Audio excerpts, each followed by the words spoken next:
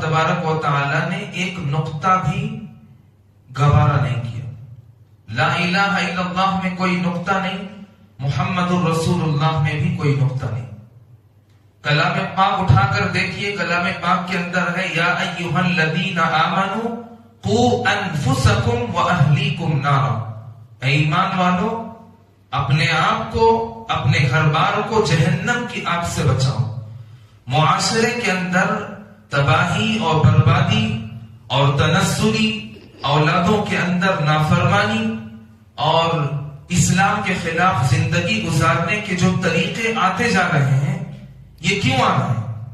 اس کی بنیادی وجہ یہ ہے کہ انسان دوسروں کی جب اصلاح کرنے کی کوشش کرتا ہے تو اسباب چھوڑ کر ڈائریکٹ اس پر جا کر اصلاح کرنا شروع کر دیتا ہے. اور کلام پاک کیا اعلان کر رہا ہے؟ قوا انفسکم واہلیکم نارا. اپنے آپ کو بچاؤ. اصلاح کرنا ہو اس کو اپنے اندر عمل میں لے کر آؤ. جیسے امام اعظم ابو حنیفہ رحمۃ اللہ علیہ کے پاس ایک خاتون آئی اور انہوں نے کہا کہ میرا بچہ جو ہے گڑ کھاتا ہے. میں پہلے ہی بتایا تھا غالباً.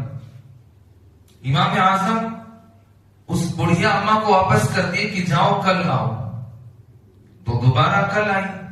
پھر 3 دن اس انداز میں بھگایا.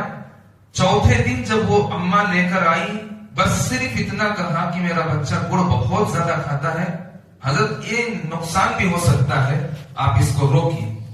حضرت نے کچھ نہیں کہا، بس صرف اتنا کہا کہ بیٹا مت کھانا.